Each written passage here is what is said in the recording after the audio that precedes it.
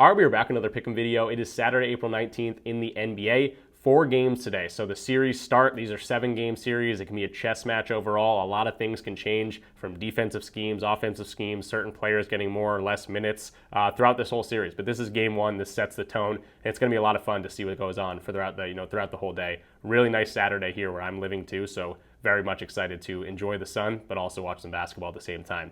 So we are going to be touching on all the games. Again, there is an earlier start. If you're watching this after that game starts, don't worry, I'm going to be talking about all the games. I'm not going to do a full deep dive like I have been the last few days because throughout the play-in, there was only 2 games each night, and we really dove into every single player on the team, on each team. Now today, I'm filming this a little bit earlier. I don't have access to projected minutes as of right now, so I'm not going to be touching on a lot of those bench guys unless I think, hey, this guy's probably going to get a lot more minutes. He has a great matchup, or he plays really well, or he's going to step up in the playoffs, things like that. But again, not going to touch on every single player, but I am going to try to give you guys as much knowledge and value in this video as possible. And at the end of this, of course, I will give my recap of the official video picks that I'm going to give out to you guys. But again, if you watch the whole video, you're going to get a whole lot of knowledge, or at least what I'm thinking for a lot of these different players. So that's what we got going on for today. As for yesterday's recap, we are going to go over that as well, the video picks, how they did. Really, really good reads in that first game. A lot of fun watching that game too, the Hawks and the Heat. It was awesome to watch. An overtime game, you can't really beat that. And the Heat, the 10 seed, that's the beauty of the play-in situation that we got in the NBA now.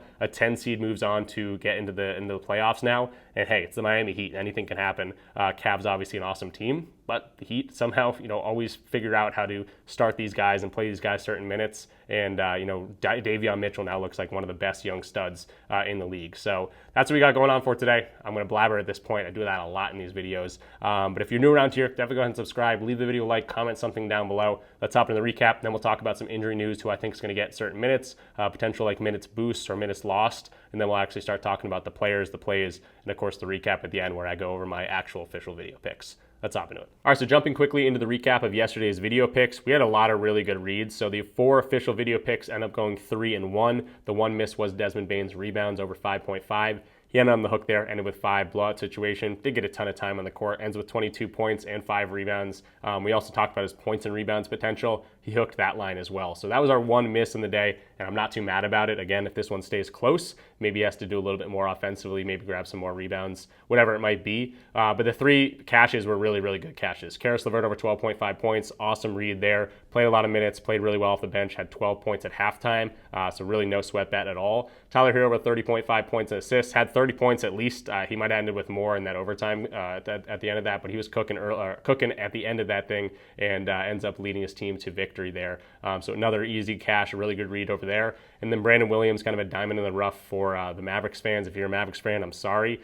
Just tough ending to a season overall. But again, Brandon Williams, kind of a guy that's been bouncing around the league, in and out of the G League and things like that. Maybe found a home here in Mavericks Nation, if that's even still a thing. But yeah, I think he had 16 points, chipped in with a bunch of rebounds and assists as well, so 12.5 PRA.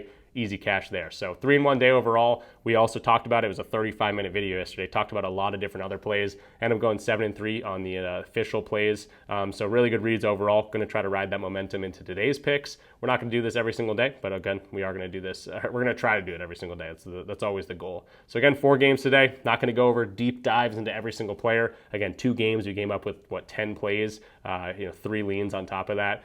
So we're not going to do that every single time, but if I find the reads that I like, I am going to attack that. So let's go into the injury news, potential minutes and things like that, and then we'll actually start talking about some plays. All right, so jumping into RotoWire to start talking about some injury news. We'll start with the 1 p.m. Eastern time. You're going to see no projected minutes here. That's usually here on RotoWire, and that's something we've been attacking a lot. I have to film this the day before. I'm not sure if I already said this, but I have to film this the day before, so these don't drop until 3 a.m. Right now, it's only 1 a.m. So we won't be able to go to projected minutes, but that's why we watch basketball all throughout the year, so we have kind of an idea of who's going to play and guys that might step up in certain situations. But for the injury news, no Damian Lillard in this one. Potentially could be returning throughout this series, which would be crazy. Maybe dependent on how the series is going. But for Milwaukee and Indiana, only Damian Lillard is going to be out. Ben Shepherd, probable. Tyler Smith, we don't care about him. Lakers and Denver, that's a 3:30 start. No injuries to talk about, which is awesome for playoff games. Detroit and New York. Jaden Ivey going to be out for this one, but he's also resuming basketball activities. We could see Jaden Ivey throughout the playoffs if he gets healthy in time. For the New York side of things, nothing too crazy at all. Not going to mention this guy. Minnesota and the Lakers, no injuries for the Minnesota side of things. On the Lakers side of things, LeBron James is going to be a game time decision, but should be ready to go. Rui Hachimura getting a little tag here as well, but he should be ready to go as well. Maxi Kleber hasn't played for the Lakers and will make his debut tomorrow. So for injury news, nothing too crazy. These are all things that we've been seeing over the last month or two, but could be seeing guys, return like Damian Lillard or Jaden Ivey if these kind of go the distance and we see some long series over here. But now let's hop into Props Madness, actually start talking about some plays. If you're new to Props Madness or if you've never seen this, you're going to see it all throughout the video and every video that I put up for WNBA, NBA, whatever it might be. They're the best player prop tool out there. They give you so much different information. If you're watching this video and I want to check that thing out, you can actually get a 7-day free trial using my link in the description down below. It's going to be code RICH, R-I-C-H. When you use code RICH, you're going to get the 7-day free trial. And you're going to get 25% off your first month or your first year. And again, yes, they do have WNBA, which I'm really excited to use it for this year. But let's start talking about this Bucks and Pacers game. Not going to try to spend too much time on it just because it is that early game. I don't know how many people will see this before this game starts. But we'll start with Tyrese Halliburton. I really don't have a read on him, to be totally honest. Hasn't played very well against these guys overall. Didn't score very well last year in the playoffs against them. They didn't have Giannis. The Bucks didn't have Giannis. But these guys got some bad blood. He's got a good pick and roll ball handling matchup. Nothing I'm too excited about. He's kind of a hit or miss player. Will he step up in the playoffs? Who knows? Tyrese Halliburton's kind of a guy that's like, oh, is this guy like a top 20 player in the league? And then you're like, this guy sucks, like a little bit later. So not going to go Tyrese Halliburton. We'll see how he plays in this matchup.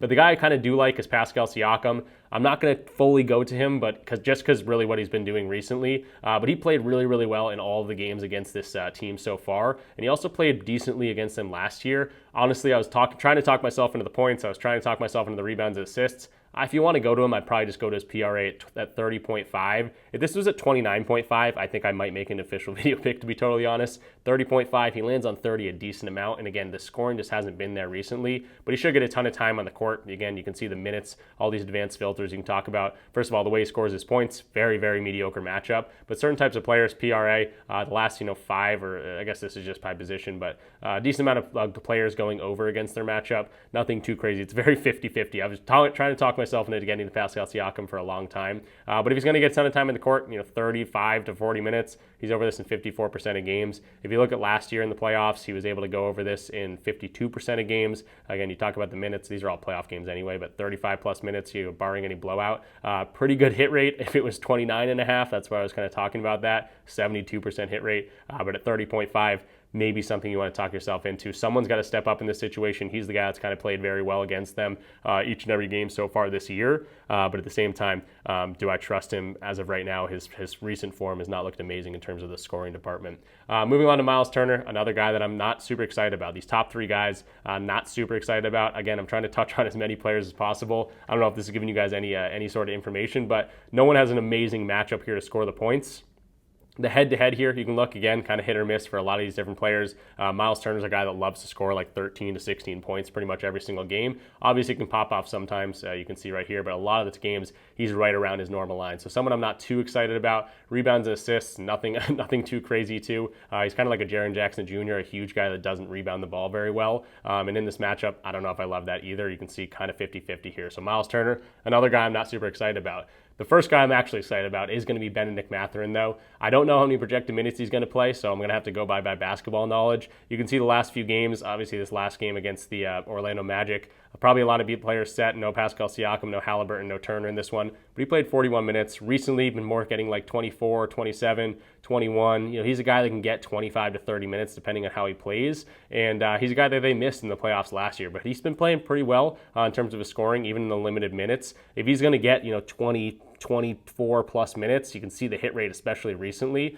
So he's a scorer. He's a pure scorer. I remember when he was a rookie or second year, when he really came onto the scene, he was continuing to score the basketball consistently. And we've kind of seen him start to pick that up. If he can get 24 plus minutes, I don't think he's going to get 43 minutes, but like 24 to 32 minutes over this in 65% of those games, and very consistently over the last few games as well. So Really liking Ben McMathan. I think 12.5 points is a little bit too low. If you want to go to his PRA at 17.5, I think that might even be a little bit better. That's where the official video pick, I think, is going to land. Again, wait till the recap at the end of this, but really liking Ben McMathan to score some points. PRA has a little bit of a better hit rate too, depending on the minutes he's going to get. He's also played very well against this team so far this year. 3 of the 4 games he's gone over. Not sure why he played 12 minutes in this game. I should probably go back and look at that. That was a March 15th matchup. But depending on his minutes, he looks pretty good here. 17.5 just seems a little bit too low. Playoff type game, are they going to love Aaron Nesmith's defense? Potentially. But Ben McMathan is an absolute bucket. If he's coming in off the bench and scoring well early, he could absolutely crush this line. So really, really like what I'm seeing from Ben McMathan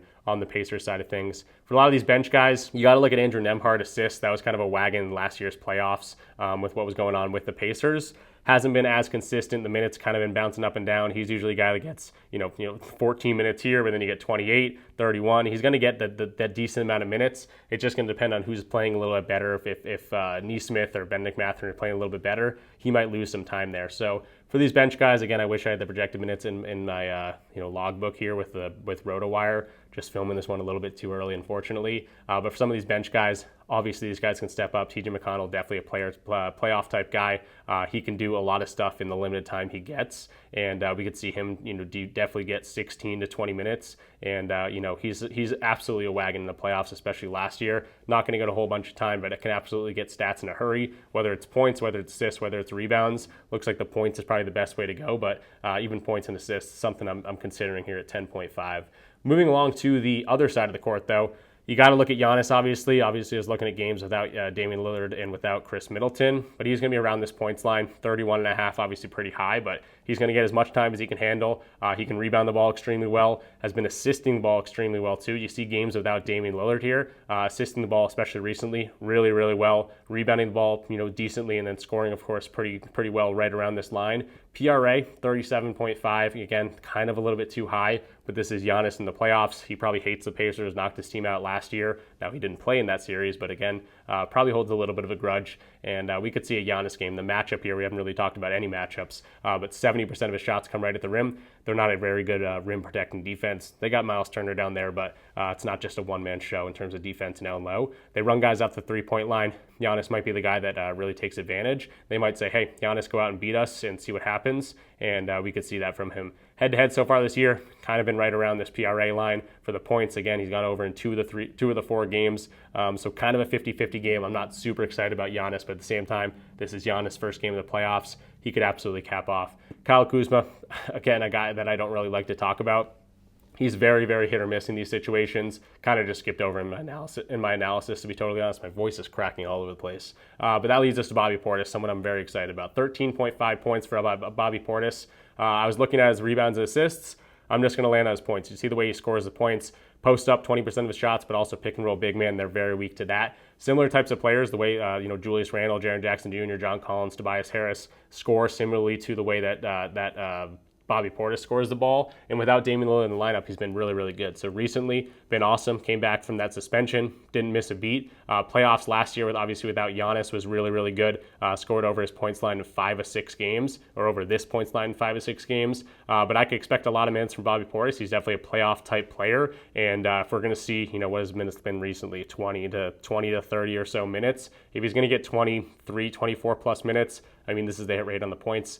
He's a playoff type player. I say that because he's a scary guy, got a lot of intensity to him, and we could definitely see him score some buckets. If Kyle Kuzma comes out there and starts raining threes and Bobby Portis gets a backseat to him, that would suck overall. But I definitely trust Bobby Portis in this spot a lot more than I trust a guy like Kyle Kuzma. So Bobby Portis, 13.5 points.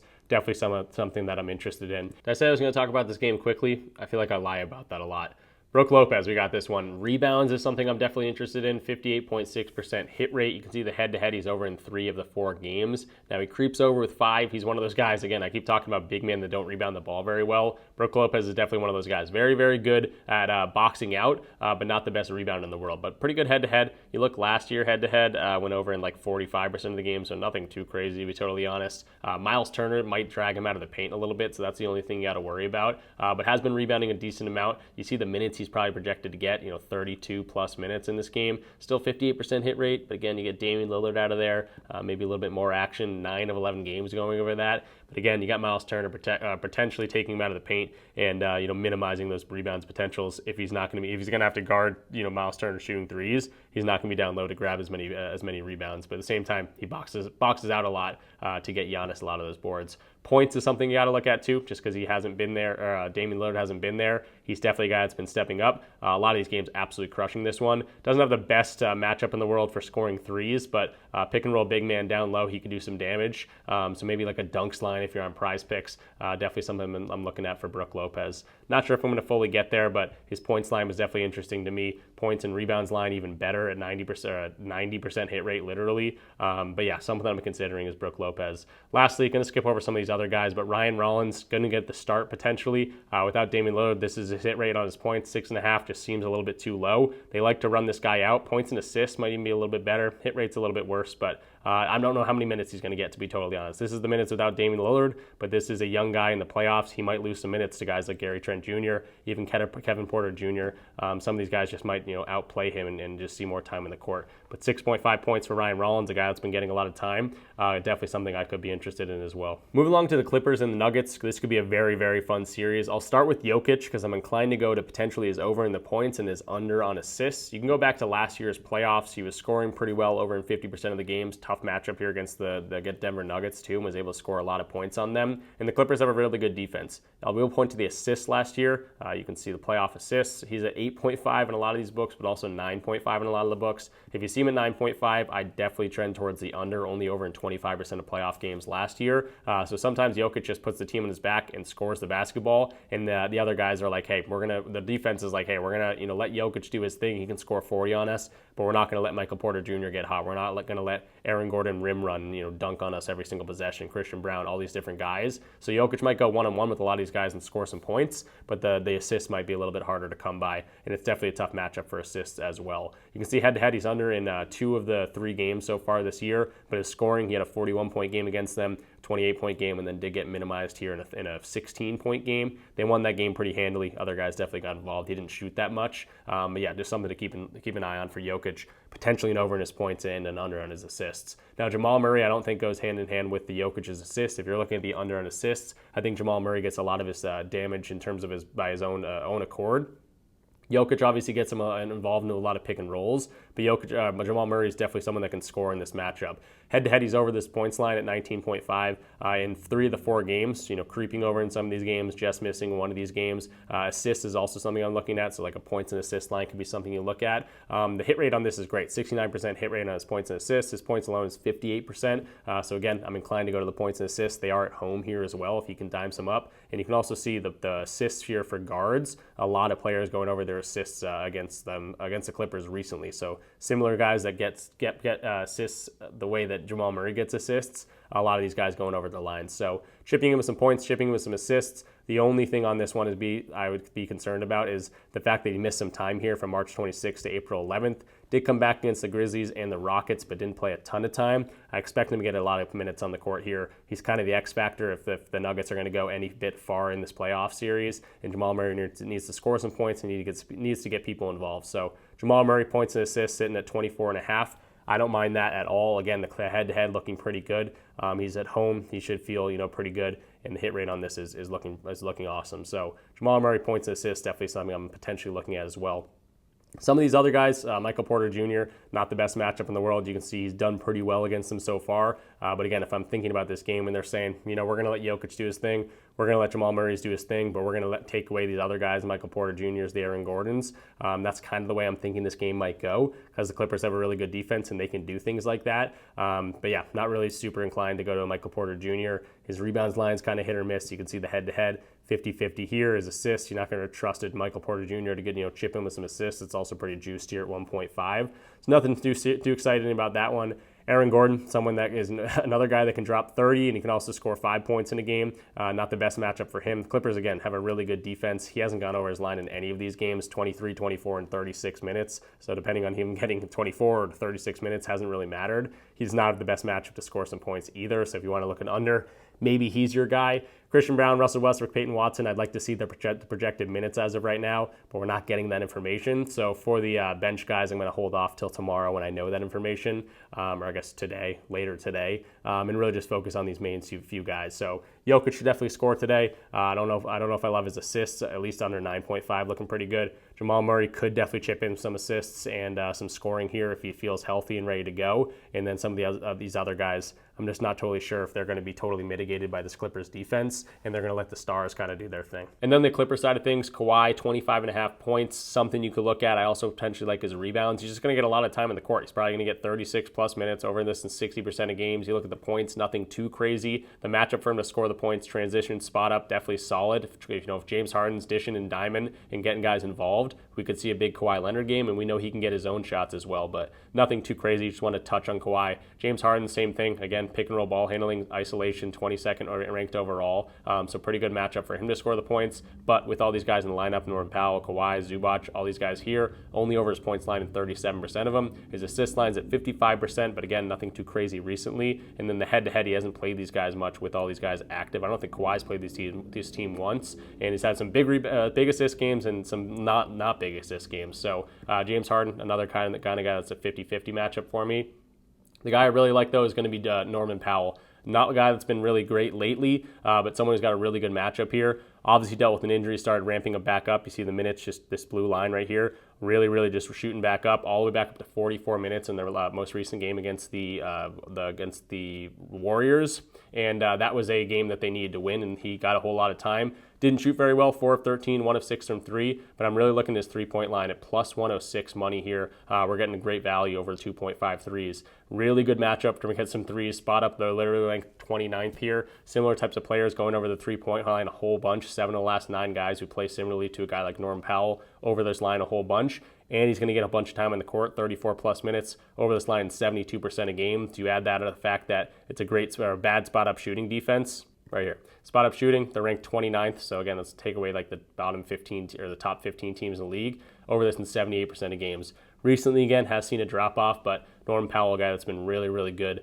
all throughout the season, has hit a little bit of a lull recently, but he's going to get a lot of time in the court, and he's going to get a lot of open shots with this spot-up defense he's going up against. So Norman Powell, three-pointers or his points, to be totally honest, at 17.5 looks pretty good, but I think I trust him to knock down 3 threes rather than getting 17.5 points, but they're going to probably go hand in hand. The next guy I really want to touch on is Ivica Zubac, because he's going to be all eyes on Zubac.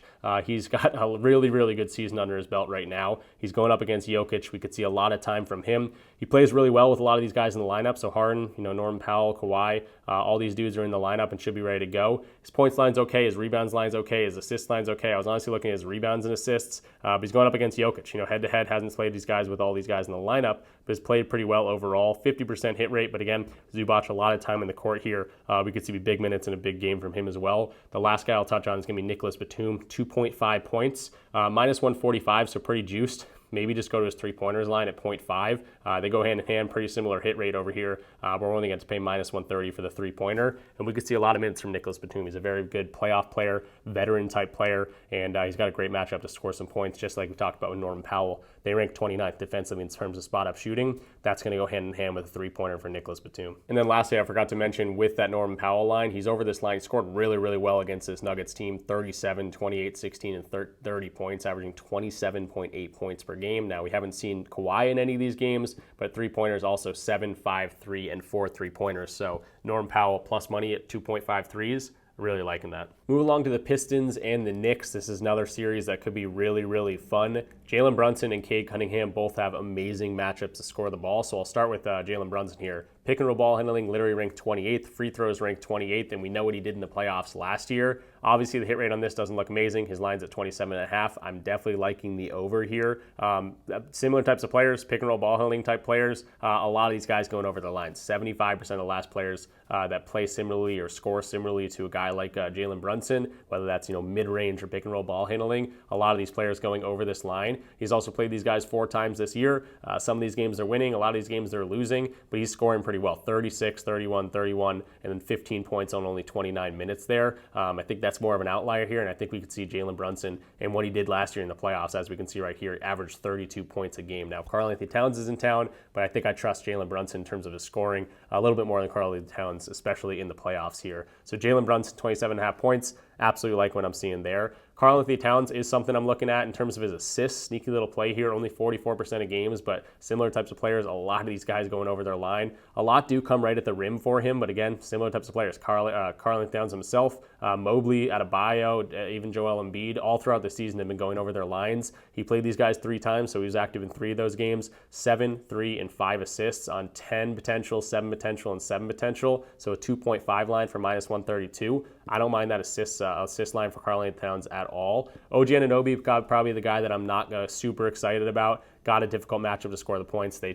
take away spot up shooting, they take away transition, and you can see similar types of players, nothing too crazy there. Head to head, he has gone over in a lot of these games, a lot of probably high scoring games. There's a lot of guys hitting their overs here, but Mikal Bridges is the better guy that I like in this matchup. You can see home games, he is a little bit better. 48% hit rate in terms of his over, but 55% hit rate in terms of home games. He's played really well against these guys overall. 75% of the games he is going over. You look at the matchup, he scores very similarly to a guy like OG Anunoby, but the way he scores and where he shoots his shots, similar types of players, or at least positionally, a lot of these guys going over the line. So not only has he had success against this team so far this year, he's been pretty good recently. He's a little bit better at home, and we're going to see a lot of minutes like we always do from these Knicks players. So Mikal Bridges, I like his potential on the points over as well. Now, Josh Hart's a guy that I might not have the best read on. Rebounds is something I'm considering. You can see head-to-head, only over in 1 game, and it was the most recent game. That was the game they lost by 5 back in January. But we're going to get a ton of minutes from a guy like Josh Hart. If Karl-Anthony Towns is going to be doing more of the boxing out, we could see a lot of rebounds from a guy like Josh Hart, but probably my least favorite guy to go to in terms of the top 4 players on this team, or I guess top 5 players on this team. And then for the bench guys, again, I'd like to see the projected minutes before I go to any of them. And then on the Pistons side of things, again, very much a good Cade Cunningham spot here. This is another one that kind of like Jokic, I like his scoring potential, but I don't really like his assist potential. You see the way they defend players. Pick and roll ball handling, the Pistons are ranked 29th. The Knicks are literally ranked 30th in terms of giving up points to the pick and roll ball handler. They're going to say, hey, Cade, go out and beat us. And he's done a lot of scoring against these team in the 4 matchups so far this year. And then hand-in-hand spot up, ranked 3rd over there, so his assists might be a little bit harder to come by. You see the head-to-head scored, projected for, or I guess average 30.8 points per game, 22, 29, 36, and 36 points. You take Jaden Ivey out of the equation, and you got 36 and 36. He absolutely dominated these guys. Then you look at the pick and roll ball handling matchup. Let's just see matchups he's had so far this year. This DPT, that pick and roll ball handling. Again, they're ranked 30th here. How about we go to the bottom 20 teams in the league? 51% hit rate, but take Jaden Ivey out of the equation, and we're going to get 70% hit rate overall.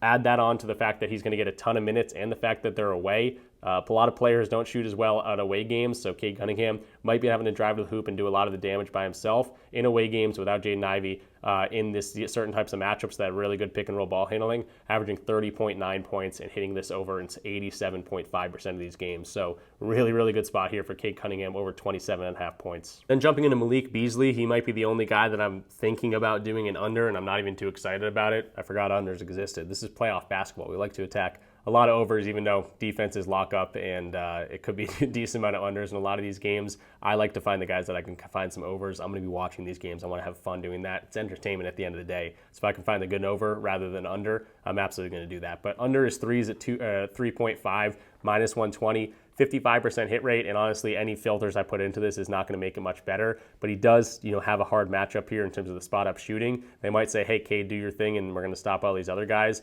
Very hit or miss, 50-50 in terms of his games. He's had 0 threes. He's had 7 threes against these guys, but difficult matchup here. He does star in away games, which is what they got going on today. But at the same time, very difficult matchup, playoff-like defense. Malik Beasley might be the guy that gets a little bit ran off the line and not be able to score some points. But going to the other guys, if I could find where we're at, Malik Beasley, Tobias Harris is someone that I might be considering rebounding-wise if he's going to get a lot of time in the court. Doesn't look amazing recently, but rebounded pretty well in the 4 matchups so far this year, averaging 6.8 rebounds, but it's 6.5 for plus money. Nothing I'm too fond about. Tobias Harris, another guy that's like, is he going to play really well? He's been very consistent, but hasn't been very consistent as of late. Jalen Duren at 11.5 is definitely interesting. Obviously, over this in 72% of games. The one thing you got to worry about is Jalen Brunson going to get him into foul trouble? He's got a really good matchup to score down low. 84% of his shots come right at the rim, and they rank 25th there. Karl-Anthony Towns not the best defender down there. 60% of similar players going over their lines, including Duren himself last game.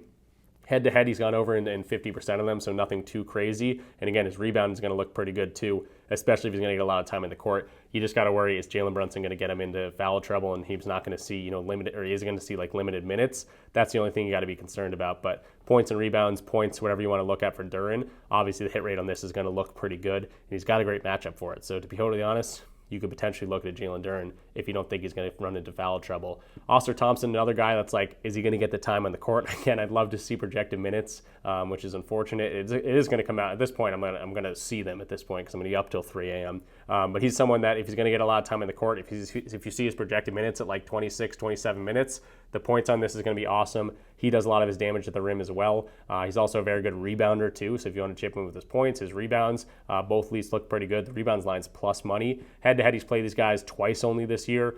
Played 26 minutes and did get there. Played 21 minutes and didn't get there. So it's going to be very minute dependent. If you go on RotoWire and you see Ausar Thompson's minutes are going to be up and ready to go, then you could see a good points line for Ausar Thompson here. Then for the rest of the guys on the bench, again, I'd like to see their projected minutes here. Dennis Schroeder could potentially be a guy that comes in off the bench and actually plays some decent time. Another guy that can score in the pick and roll ball handling. Head-to-head has gone over in all 3 games this match so far this season. I could potentially see him being a veteran guy and coming in and getting a decent amount of minutes for the Detroit Pistons, a guy that's been in the league for a while, a guy that's played on Germany, and I think he plays for Germany in like the Olympics and plays really well every single time there. So he's a guy that's played a lot of minutes in big games. So we could see him, get a lot of minutes in the playoffs. He's probably my best bench player to look at in terms of looking at potentially a nice sneaky over. So 7.5 points if he's going to get the time in the court. Could absolutely be looking at him too. So if you made it this far into the video, we are going to touch on the last game in the slate, but if you got this far, definitely go ahead and leave the video a like, comment something down below if you got an extra second or two, and of course subscribe if you are new.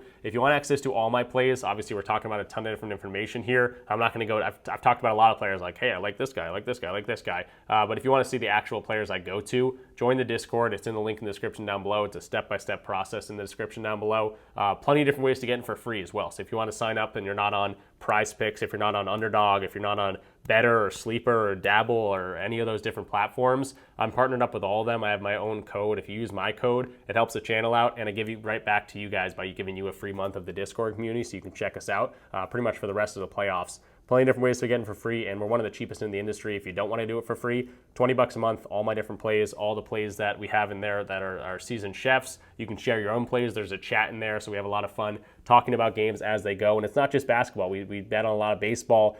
We bet on other sports, even like Counter-Strike and like esports and things like that. Wherever we can find the value, that's where we're attacking it. So it's a really fun community. Definitely consider checking us out. Again, if you made it this far in the video, obviously you're interested in this stuff. So it's a lot of fun. Very cheap in terms of the industry standards. Some people charge like $150 a week or something crazy, and they don't even give you like the actual like the chat and stuff like that, and the community aspect is what I'm trying to get to. But yeah, so I appreciate if you guys would check us out, and yeah, let's continue for the last game on the slate. So that finally brings us to the Wolves and the Lakers. Another really fun series. Very excited to watch basketball all day tomorrow. We got a lot of fun series to look forward to. And we're going to start with Luka, 29.5 points, and I'm leaning towards the over. Big shocker here. He's got a very good pick and roll ball handling matchup, 26th ranked in terms of defense and in terms of scoring in that regard. That's where 23% of his points comes from. Might not be able to get to the free throw line as much as possible, but they're another good team that does not allow spot-up shooting. So 4th ranked in terms of spot-up shooting. They're going to be focused on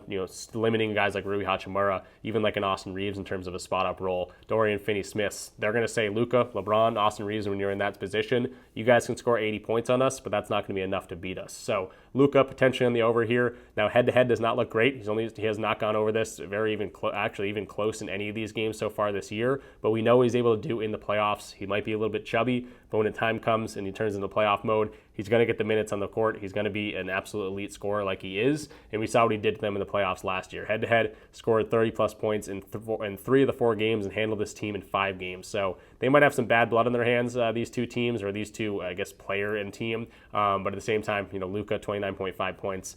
I don't mind taking the over on this one. If you want to look an under, it'd be the assists here at 7.5. Has not been the assist guy that he typically is on the Lakers, and really so far this year. Was able to get some assists against them last year, and again, he's going to get a ton of time on the court, but something I'm definitely looking into in terms of assists and even rebounding and assists. Not the best hit rate in the world. So if you want to fade Luka, I think it'd be that regard because I think he's got some good opportunity to score some points. Similar to LeBron, I'd like a scoring potential here. Transition, pick and roll ball handling, another one that you know that LeBron's going to step up in the playoffs. We know what he did last year. Didn't last very long in the playoffs, but when he was in there, he was scoring pretty well.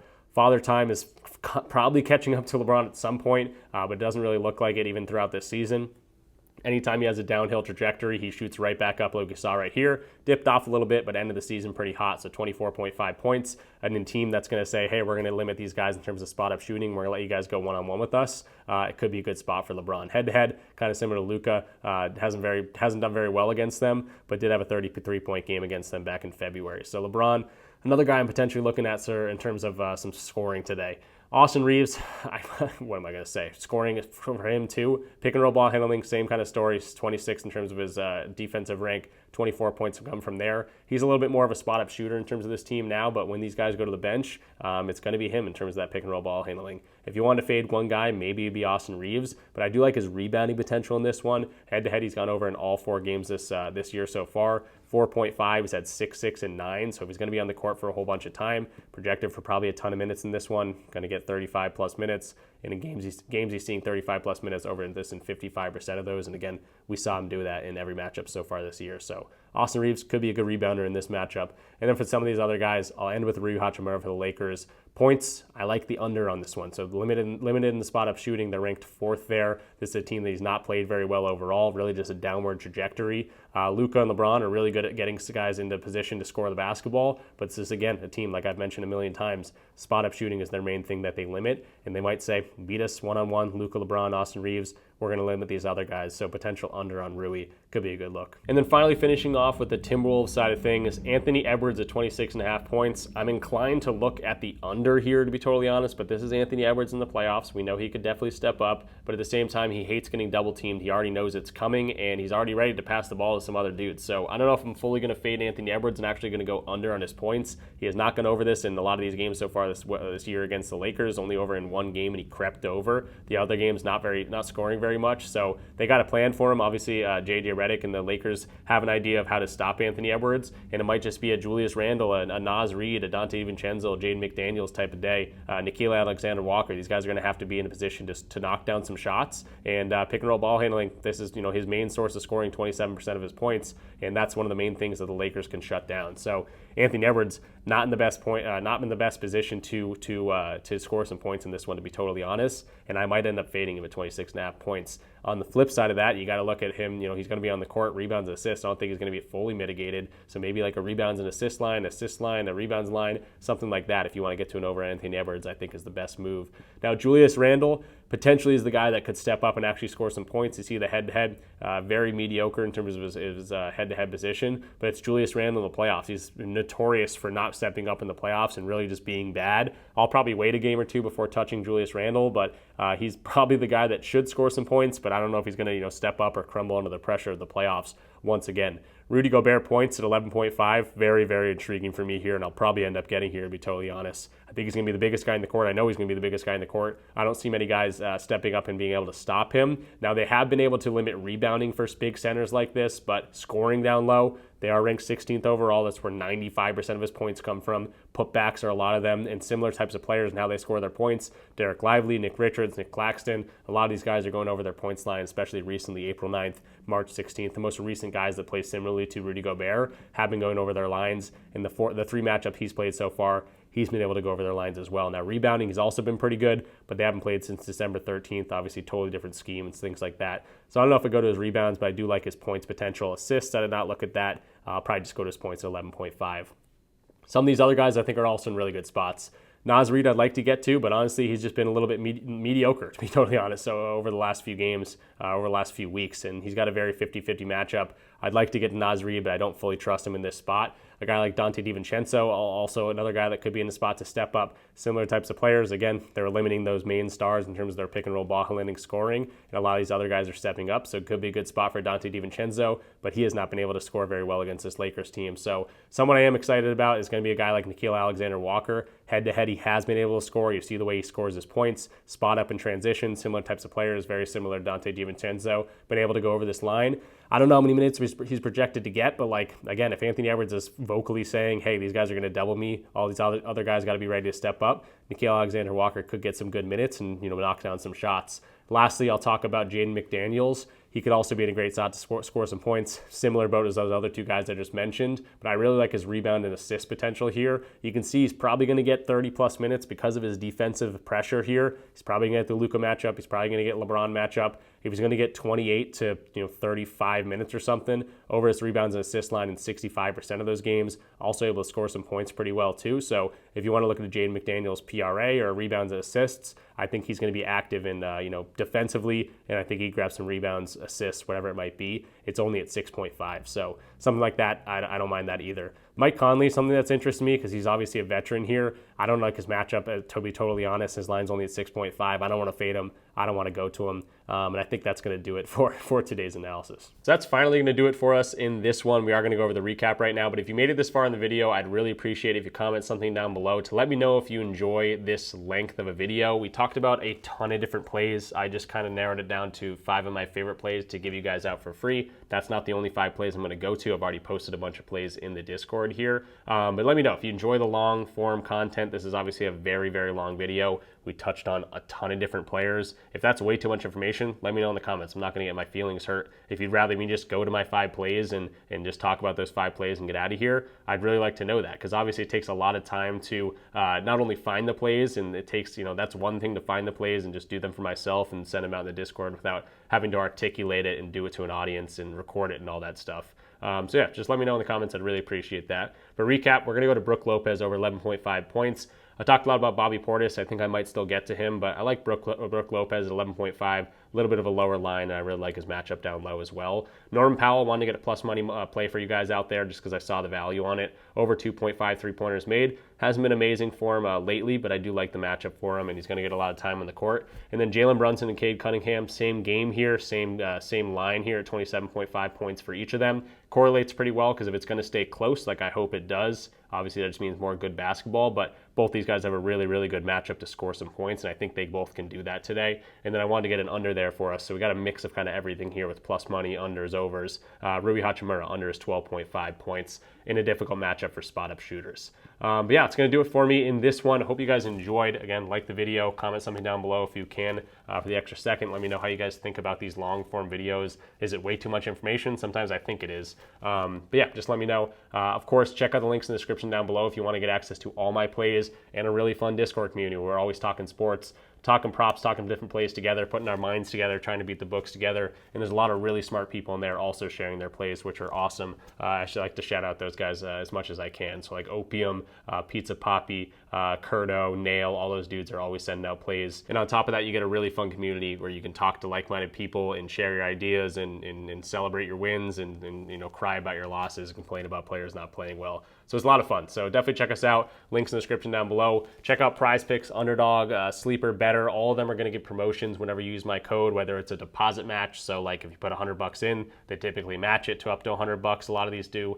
Again, all that in the description down below, which ones do which thing. A lot of these free squares, a lot of these different platforms, unlike PrizePicks, give discounts every single day. So like Betr, Sleeper's been giving us discounts. Underdog gives us profit boosts like all the time. So it's really advantageous to check those out. Not only can you line shop and get the best lines on each platform, and also when you sign up using my code, you get the free month of the Discord, and then you get to tail the plays that I send out or these other guys send out. So it's really a win-win-win situation. So again, if you made it this far in the video, absolutely check us out. I think it'd be advantageous for you and a lot of fun at the same time. So good luck with all your bets. My voice is like going out at this point. A lot of fun tomorrow for some basketball. Beautiful day here where I'm living too. So really excited about the weather. And yeah, going to be a lot of fun. So good luck with all your bets. Thanks for watching. I'll see you guys in the next one. Peace out.